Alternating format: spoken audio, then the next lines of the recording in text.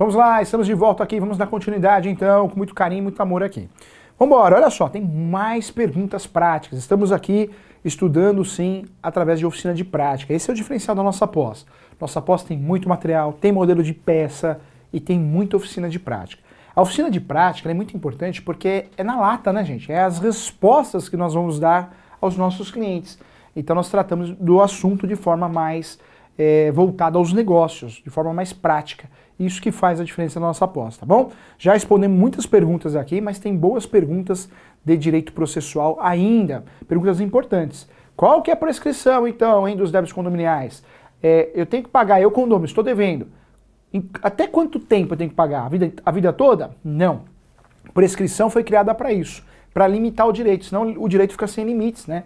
Então eu tenho aí 10 anos, eu posso ser cobrado em até 10 anos, eu condômino inadimplente, tá? Nós terminamos o último bloco falando sobre isso. Vamos dar continuidade então, vamos embora, olha só. Próxima pergunta aqui, hein? Professor Júlio, o condomínio é obrigado a adotar um método contábil para controlar suas contas? O condomínio pode contratar um contador ou é obrigado a contratar uma administradora de bens ou condomínio? Essa é a pergunta. Vamos lá, raciocínio aqui. Não. Na verdade, o condomínio, conforme o Código Civil, ele é obrigado a ter um representante. Nós já conversamos sobre isso lá no início do curso de Direito Condominial. O condomínio, ele pode contratar uma administradora, um advogado, um contador, mas isso é mera liberalidade. A lei só exige que o condomínio tenha um representante. O nome desse representante é síndico e o conselho. Tem que ter o conselho e tem que ter o síndico. O síndico pode ser o síndico morador, nós já conversamos sobre isso. Inclusive ele pode ser remunerado ou não. E pode ser o síndico profissional, que é o síndico contratado. Ponto. Ok? Quando nós falamos do condomínio, então, tem que ter síndico. É obrigatório. Tem que ter administradora? Facultativo. Tem que ter advogado? Facultativo. Tem que ter contador? Facultativo. Mas nada impede o síndico de contratar. Vamos ser sinceros? O sujeito ser síndico e não ter ninguém para ajudar, só o conselho, como que ele vai tocar o prédio? Lembrando que a responsabilidade civil, criminal, trabalhista, é tudo do síndico.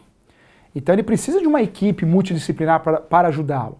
Por isso é comum ter síndico, ter administradora e ter também, além da administradora, ter um advogado. Ter também, além do advogado, também ter aí o contador da confiança, tá? Mas não é obrigatório. O síndico não é obrigado a contratar.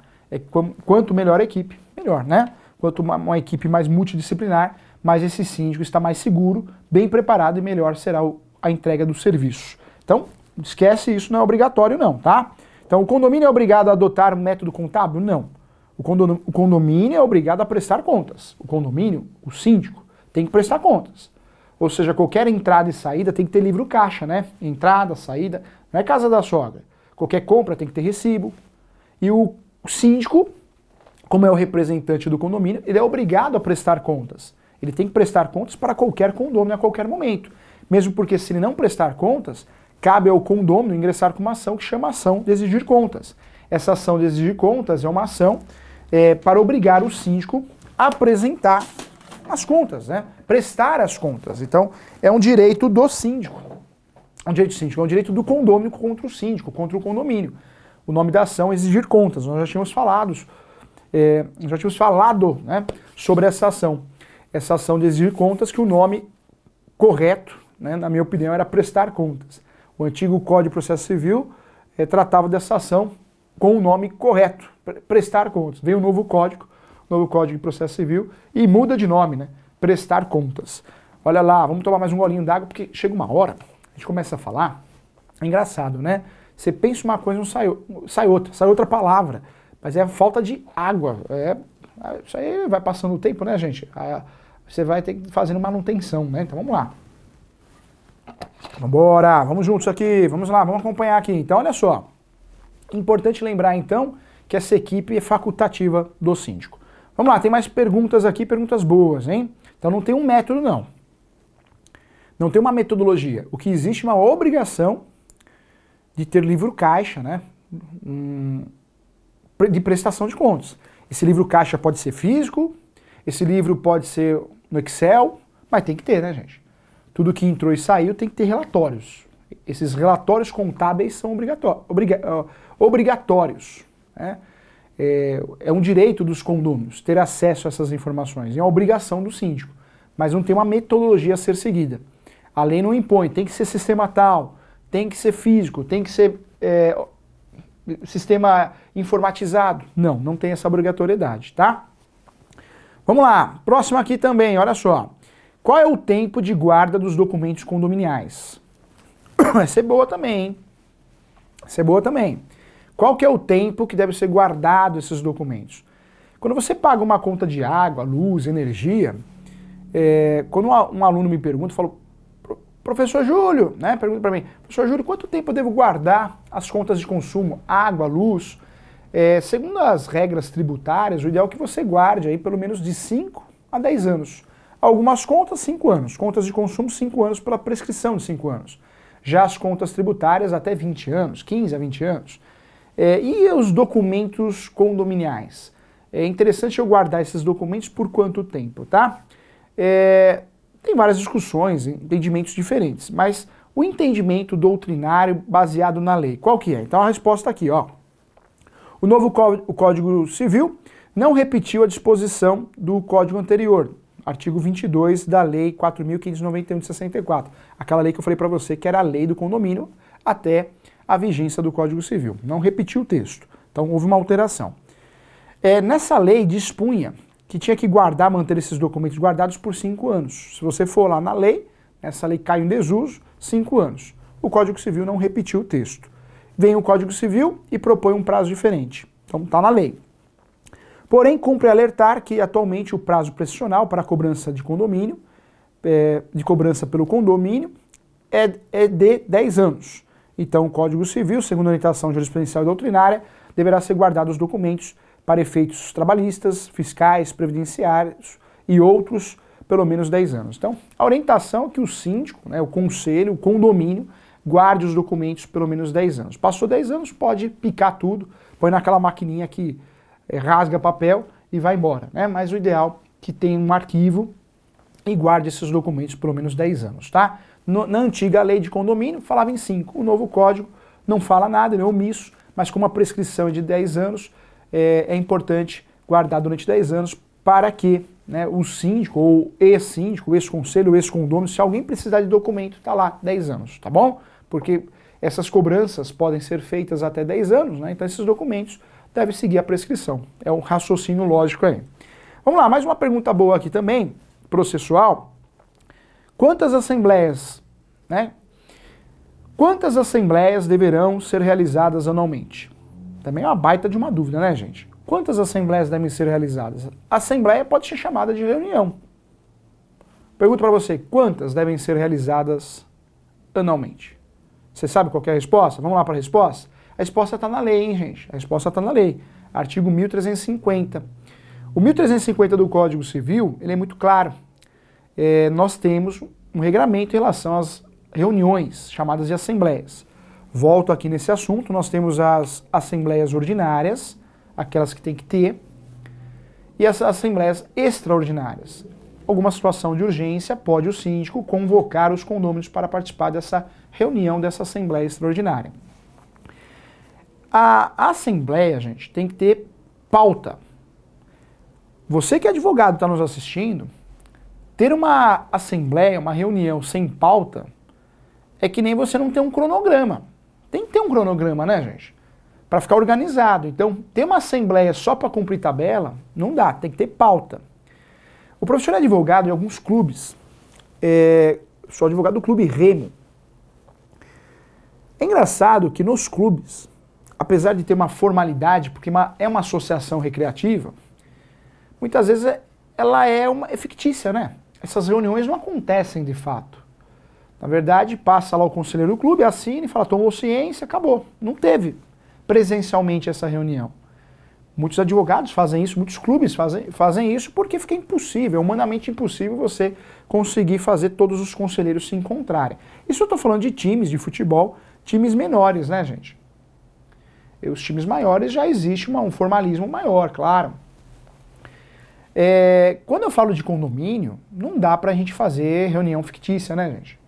A reunião de condomínio tem que acontecer de fato, porque é muita responsabilidade, e tem que ter a convocação dos condôminos. Então, cuidado, você que é advogado e está nos assistindo, orienta o seu cliente, o síndico, o conselho, os condôminos, a não criar nada fictício, não. É muito perigoso, né? É muito perigoso aqui no âmbito condominial, essas reuniões fictícias. Tem que ter. Olha que interessante, como que funciona então?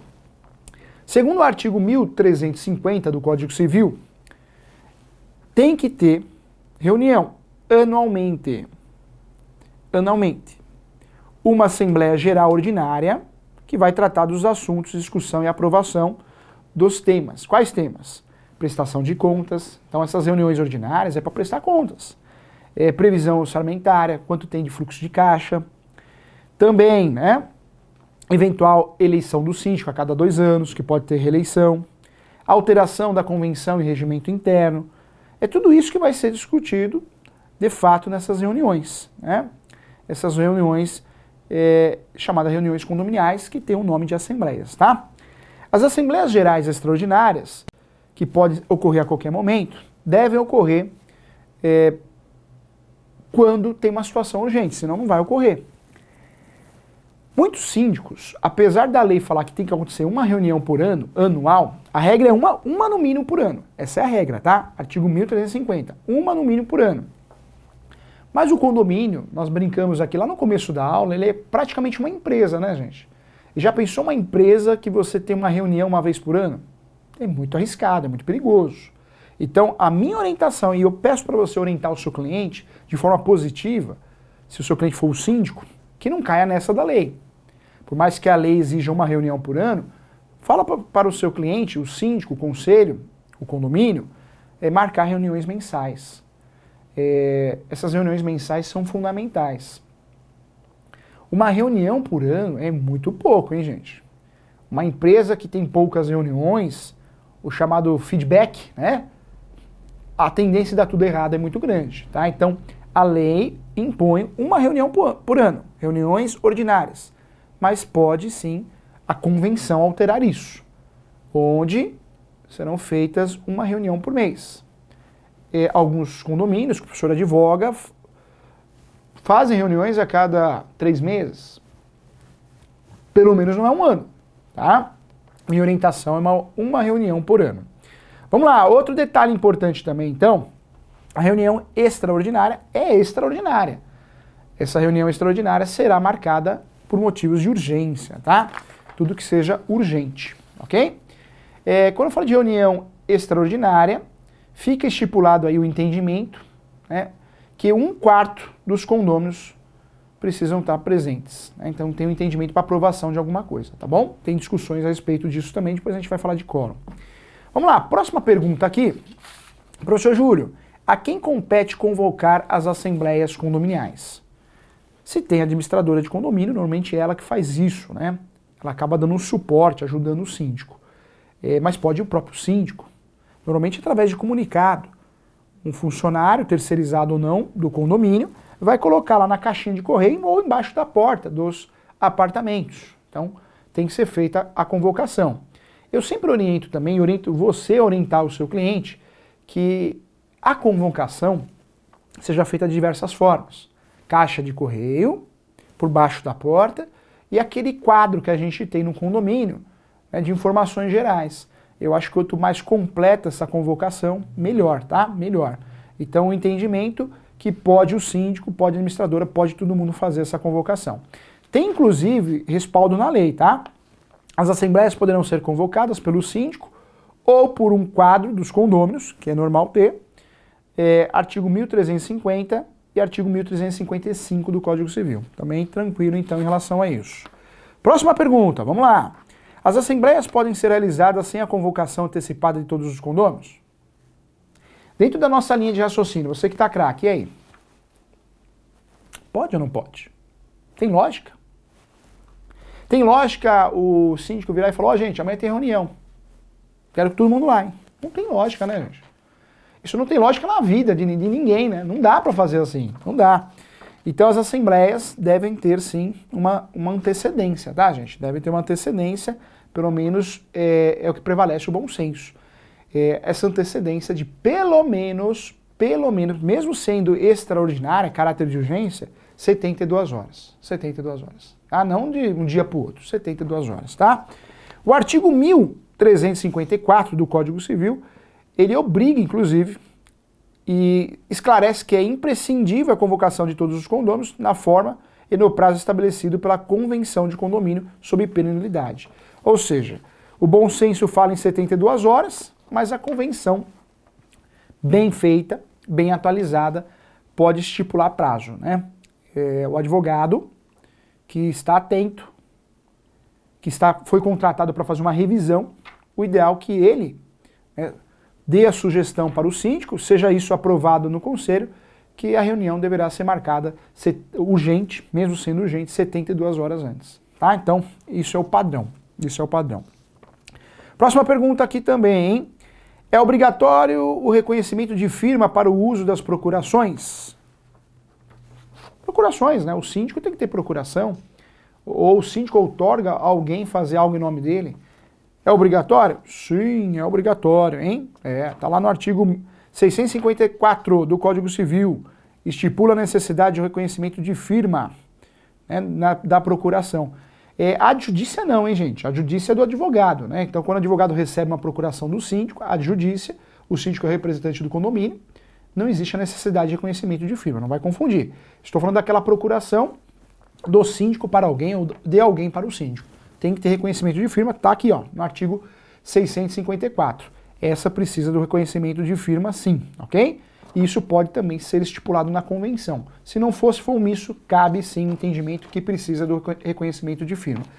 Não confunda, porque a procuração do advogado, a adjudícia, não precisa de reconhecimento de firma, porque o próprio instrumento, né, tem um entendimento diferente, porque é uma procuração específica, não existe a necessidade de reconhecimento de firma, ok? Vamos lá, mais uma aqui boa, hein?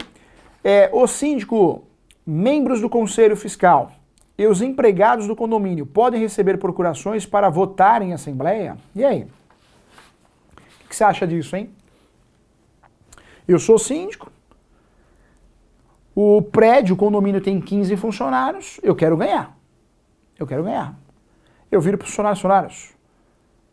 Porteiro, segurança, faxineiro. Eu vou passar uma procuração, vocês vão votar, tá, gente? Vota em mim, senão manda todo mundo embora, hein? E aí? Tem lógica isso? Não pode, né, gente? Quem vota são os condôminos. Quem vota são os condôminos adimplentes, aqueles que pagam, tá? Eles que devem votar. Então, não existe vedação legal nesse sentido, mas existe um entendimento jurisprudencial e doutrinário que funcionários não podem votar. Ah, mas funcionário mora ali no condomínio. Aí é diferente. Aí ele é morador. Se não mora, funcionário não pode votar, tá bom? Qualquer cláusula expressa na convenção, ela pode ser nula. Ela é declarada nula aí. Então fique atento em relação a isso. Eu espero você no próximo bloco. No próximo bloco nós vamos continuar estudando aqui questões importantes. Muitas dúvidas, muitas perguntas, né? Eu falei para você que você vai ficar craque em direito condominial. Eu falei, e é verdade, você vai ficar craque. Você que é advogado de condomínio, advogado de síndicos, né? Ou pretende usufruir desse segmento, você vai ficar craque. Você que é corretor também, ou seja, ninguém vai enganar você e você vai conseguir ajudar muito o seu cliente explicando para ele todas essas informações. Eu espero você até o próximo bloco.